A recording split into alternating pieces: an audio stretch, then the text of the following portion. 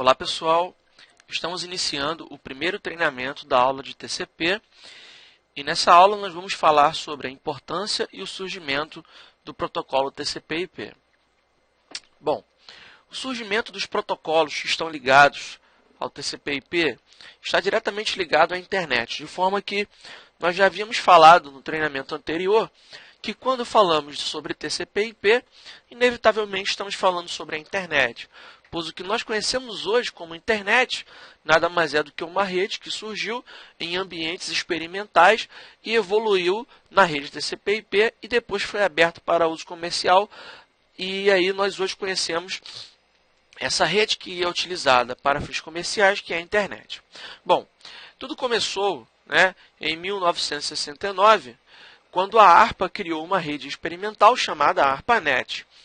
A tecnologia ARPA incluía uma série de padrões de rede que especificavam como os computadores deveriam se comunicar, bem como uma série de convenções para conectar as redes e rotear o tráfego de dados.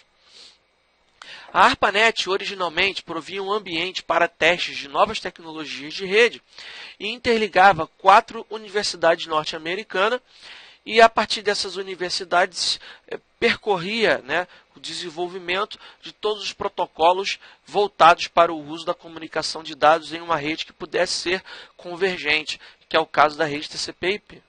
No começo da década de 70, já existiam alguns protocolos complementares que ainda hoje existem na rede TCP/IP, como por exemplo o protocolo Telnet, que é utilizado para que você consiga acessar uma estação de trabalho remotamente e utilizar essa estação de trabalho, e o protocolo FTP, que é o File Transfer Protocol, protocolo para transferência de arquivos. Então, esses dois protocolos, que nós vamos estudá-los ainda com mais detalhes no nosso treinamento de TCP/IP, eles são um dos protocolos mais antigos da pilha TCP/IP.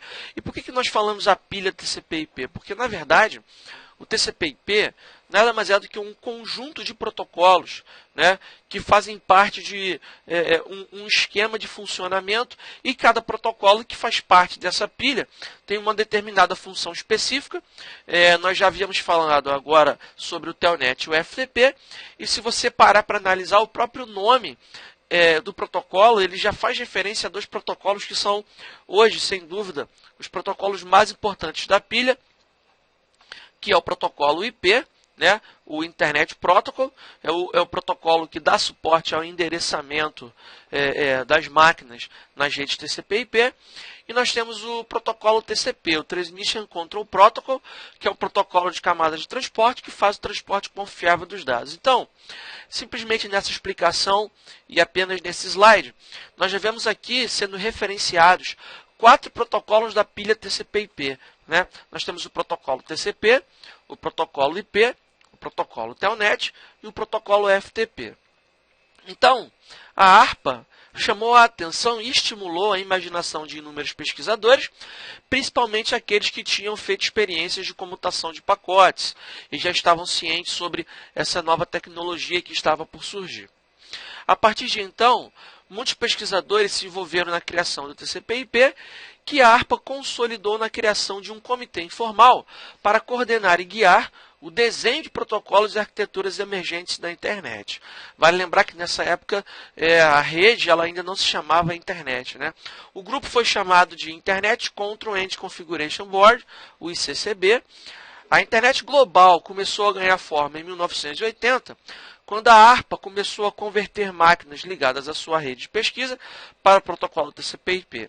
Rapidamente surgiu um backbone da nova internet, que foi usado por muitos para experimentos com o TCP/IP. Então, pessoal, existe todo um contexto histórico que ocorre como plano de fundo aqui no desenvolvimento do TCP/IP e ocasionando no que hoje a gente conhece como internet, é que nessa época ainda não existiam os navegadores, aqueles softwares que nós utilizamos para navegar na internet com suporte à interface gráfica. Na época em que o TCP/IP era apenas uma rede experimental, ele não dava suporte à interface gráfica. Todo tipo de trabalho em cima da rede TCP/IP ele era feito com base e interface CLI, que são as interfaces de linha de comando, né? Command Line Interface. A internet, com certeza, ela começou a ganhar proporções de popularidade com o advento do primeiro navegador da história, que fez com que a internet ela começasse a ser mais atrativa para pessoas que não tivessem habilidade de programar, né? Ou a interação assim com a linha de comando. E tudo isso contribuiu para a evolução e para a popularização da internet. Então, a transição para a internet definitiva, ela ocorreu em 1983, pois o Ministério de Defesa, ele mandou todos os seus computadores ligados à rede falarem TCP/IP, e nessa época a ARPANET já estava dividida basicamente em duas redes, né? Então a gente tinha lá a MILNET, que era a rede dos militares, a rede especificamente gerida pela área militar, e nós tínhamos a ARPANET, que basicamente foi o ramo de pesquisa que teve como prosseguimento de desenvolvimento a rede civil, né? Todos os engenheiros e projetistas civis, eles estavam envolvidos aí no desenvolvimento da ARPANET, que foi, na verdade, uma rede embrionária que deu suporte ao que a gente chama hoje de internet, foi, na verdade, a ARPANET. E aí, no mesmo momento que ocorreu a transição para a internet, houve também a evolução dos PCs, o que tornou o acesso aos computadores mais fácil aos usuários, né? E ocorreu também a implementação do TCP/IP nos sistemas BSD e Unix, que é um dos sistemas que nós consideramos como sistemas pai do sistema Linux, né? E todo esse movimento tecnológico histórico, ele contribuiu com a popularização da internet para fazer com que ela se tornasse o que hoje nós conhecemos como internet, né? Uma rede onde praticamente nós conseguimos fazer de tudo hoje, e uma série de eventos históricos culminaram com o uso da internet. O sucesso da tecnologia TCP/IP e da experimental internet reuniu novos grupos de pesquisadores para adotá-los. Em 1985 para 86, a National Science Foundation se conectou a 6 centros de computação nos Estados Unidos, o que deu origem à NSF-Net. A NSF apoiou o desenvolvimento das redes regionais, que depois eram conectados a seu backbone, e nesse momento toda a rede NSF usava o TCP/IP e basicamente tudo já fazia parte da internet. Após 7 anos da criação da internet, ela já tinha agrupado centenas de redes de computadores, tanto nos Estados Unidos quanto na Europa, e aí basicamente nesse momento estavam conectados mais de 20 mil computadores nas universidades, órgãos do governo e laboratórios de pesquisa. Em 1994, a internet já interligava 3 milhões de computadores em 61 países, inclusive aqui no Brasil. A história da internet no Brasil começou em 1987, quando a FAPESP e o LNCC conectaram-se com instituições americanas, e após o êxito, essas instituições incentivaram outras instituições de ensino e pesquisa a usar o modelo de rede do TCP/IP, né? Em 1988, a UFRJ se conectou à Universidade da Califórnia, em Los Angeles. E aí, a internet começou, né, a evoluir aqui no nosso país. E hoje em dia, nós utilizamos a internet, como se vê, de uma forma bem diversificada, não só no Brasil, como no mundo todo. E no final da década de 70, ocorreu a revolução da informática. Então, nessa época, surgiram os microcomputadores, como já foi falado, o que reduziu o tamanho e o custo, tornando-os acessíveis a pequenas e médias empresas e ao usuário doméstico. O microcomputador trazia o processamento autônomo. Isso foi bom para o usuário, né? Mas para a empresa, nós tínhamos alguns problemas relativos a essa autonomia dos PCs, que o compartilhamento, né, dos sistemas e o compartilhamento dos dispositivos. Então, repare que quando o mainframe ele sai de cena para que os microcomputadores se tornassem populares, não só para o ambiente doméstico, como também para o ambiente corporativo, exatamente essa autonomia que os microcomputadores traziam, ela trazia o problema com a comunicação, porque os computadores eles funcionavam como ilhas digitais. Então, a partir dessa necessidade, né, e com o surgimento dos computadores autônomos e independentes, nós temos também a necessidade do compartilhamento de tanto informação quanto dispositivos, e foi assim que as primeiras redes de computadores surgiram. Então a rede ela é composta por vários itens e basicamente nós podemos definir que a rede de computadores é o meio de ligação entre dispositivos de informática para a troca de informações entre eles. E quais seriam esses itens? Né?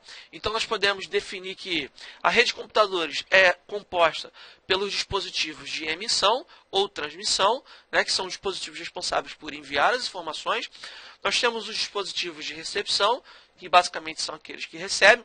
E eu gostaria de fazer aqui uma ressalva que em redes de computadores, em redes de dados, essa aplicação de um dispositivo somente de emissão e somente recepção, ela não existe. Né? Todos os dispositivos em redes de dados, eles precisam ser transceptores, ou seja, eles precisam ter a capacidade tanto de transmitir quanto de receber. Né? Embora essa aplicação ela exista, como por exemplo, na radiodifusão, nós temos a ideia da rádio, que é o transmissor, ele só transmite, e lá na nossa casa nós conseguimos escutar a programação, porque o equipamento, o rádio que nós temos na nossa casa é um equipamento de recepção. Essa aplicação existe, né?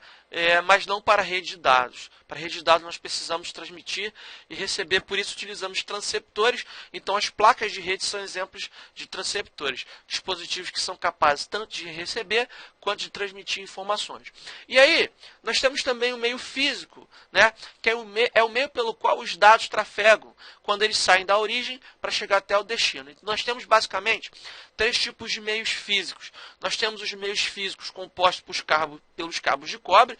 Nós já falamos sobre isso no treinamento anterior. Né? Então nós tínhamos os cabos coaxiais, nós temos o cabo par trançado, que são exemplos de cabos de cobre.